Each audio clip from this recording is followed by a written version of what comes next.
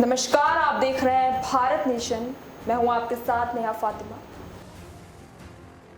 शकरी तालुका के पटेले, इंदुवे, कोटराले, खोरी, जामदे आदि गांव में भेड़ चराने के लिए सरकार द्वारा उपलब्ध कराए गए क्षेत्रों का वन अधिकारियों और एसआरपी द्वारा दौरा किया जाए। कुछ भूमि भेड़ पालकों के लिए आरक्षित की गई है, लेकिन इन जमीनों पर अतिक्रमण कर लिया गया है। इसी के चलते आज धनगर समाज संघर्ष समिति की ओर से सैकड़ों चारवाहा भाइयों कलेक्टर कार्यालय पर धरना देने की मांग की, जबकि 10 से 20 हेक्टेयर भूमि चारवाहों के लिए आरक्षित है, लेकिन अतिक्रमणकारियों ने वन भूमि पर कब्जा कर लिया है। इतना ही नहीं बल्कि चारवाहों की भेड़ें चराने के लिए विरोध किया जा रहा है। वन अधिकारी भी इस मामले में चारवाहों की मदद नहीं कर रहे हैं। इसलिए इन चारवाहों ने कुछ दिन पहले बड़े पैमाने पर सड़क रोको आंदोलन भी किया था।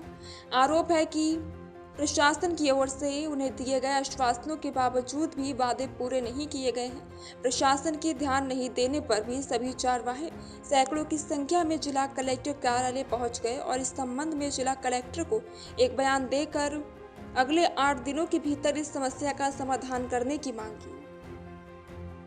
समाज संघर्ष समिति धुळे जिला अध्यक्ष रमेश सरत व विद्यमान सरपंच ग्रामपंचायत बहीर व भारतीय जनता पार्टीचं सचिव पद माझ्याकडे जिल्ह्याचं गेल्या 2-3 महिन्यापासून आम्ही या मेंढपाळांचा प्रश्न मार्गी लावण्याचा प्रयत्न करतोय, पण मेंढपाळांना पाहिजे तसा न्याय शासन दरबारी पण भेटू नाही राहिला। म्हणून वारंवार कलेक्टर असेल, सब डेपो असतील, प्रांत साहेब असेल, तहसील असेल यांना आम्ही वारंवार निवेदन देत आहोत। आम्ही 1 तारखेला मैर फाट्यावर हजारो संख्या मेंढ्या घेऊन आम्ही रस्ता रोको केला होता। त्या रस्ता रोकोमध्ये आम्हाला आश्वासन देण्यात आलं, मेंढपाळांना जे शासनाने चराई क्षेत्र उपलब्ध करून दिलेलं आहे 18 गावांना साक्री तालुक्यामध्ये, त्या क्षेत्रावर बऱ्याच प्रमाणामध्ये मोठ्या प्रमाणामध्ये वनधारकांनी अतिक्रमण केलेलं आहे। आमची एकच मागणी आहे, आमचं मेंढपाळांचं चराई क्षेत्र आहे ते क्षेत्रावरचं अतिक्रमण हटवून मेंढपाळांना चराई क्षेत्र उपलब्ध करून द्या, एवढीच आमची मुख्य मागणी आहे। आज कलेक्टर साहेबांनी आम्हाला आणि सब डेपो साहेबांनी आश्वासित केलं, तुम्हाला 8 दिवसामध्ये आम्ही एसआरपी असेल आमच्या पद्धतीने चौकशी करून आम्ही या मेंढपाळांना न्याय देऊ असं आज आम्हाला आश्वासित केलं।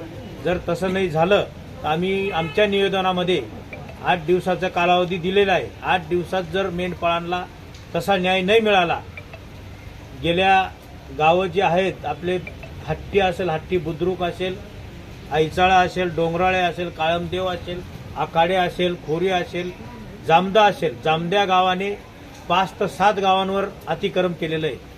तर जामद्या गावामध्ये मागं बऱ्याच मोठ्या प्रमाणात या मेंढपाळांवर अॅट्रॉसिटी सारखे गुन्हे दाखल झालेले आहेत, ते सुद्धा आम्ही मागे घेण्याचे आमच्या निवेदनामध्ये म्हटलंय।